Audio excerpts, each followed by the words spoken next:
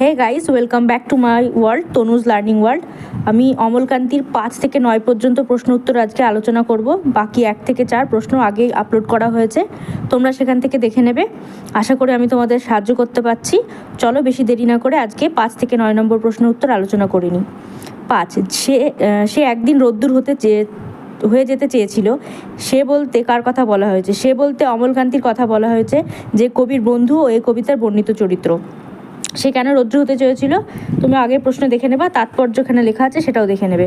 তার সম্পর্কে বক্তা কি বলেছেন? তার সম্পর্কে বক্তা বলেছেন যে সেই ব্যক্তি আজও রোদ্দুর হওয়ার স্বপ্নকে আঁকড়ে বাঁচে, স্বপ্ন পূরণ হবে না জেনেও সেই স্বপ্নকে ভালোবাসে।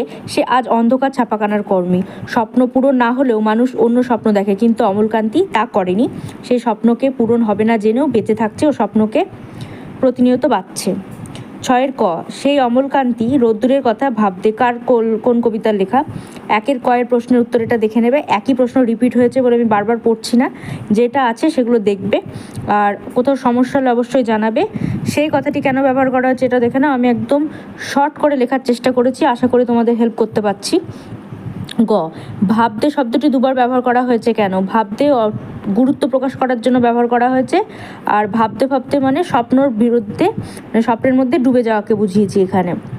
আলোচ্য পংক্তিটি তাৎপর্য লেখো। কবির বন্ধু অমলকান্তি যে অবাস্তবিক স্বপ্ন দেখেছিল, সেই স্বপ্নকে বাস্তবে পূরণ হওয়া না হওয়া সত্ত্বেও সে যে সেটা দেখেছিল সেটা সম্পর্কে আলোচনা করা হয়েছে। 7, এমন অবাক হয়ে জানলার দিকে তাকিয়ে থাকতো। কে জানলার দিকে তাকিয়ে থাকতো? আমরা সবাই জানি অমলকান্তি।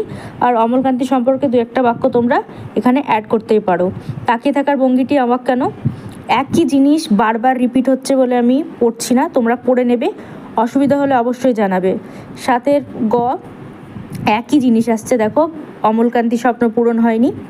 আর ঘয়েরটা 7 গ এবং 6 প্রশ্নের উত্তর মিলিয়ে লিখবে, বারবার পড়ার দরকার নেই। যদি 2বার থেকে 3বার তোমরা ভিডিওগুলো দেখে নাও, আশা করি তোমাদের প্রশ্ন উত্তর তৈরি হয়ে যাবে এবং নিজেদের মতো তোমরা লিখতে পারবে।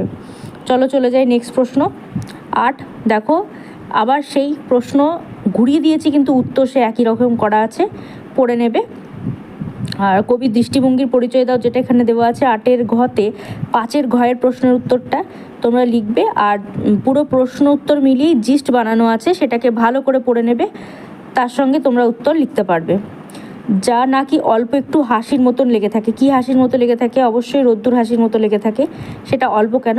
সূর্য অস্ত যাওয়ার সময় সূর্যের প্রখরতা ও দাবদাহ অনেক কম থাকে, পরন্ত বিকেলবেলায় রোদ্দুর তার ম্লান রূপে ধরা দেয়, তাই সে ম্লান ও অল্প।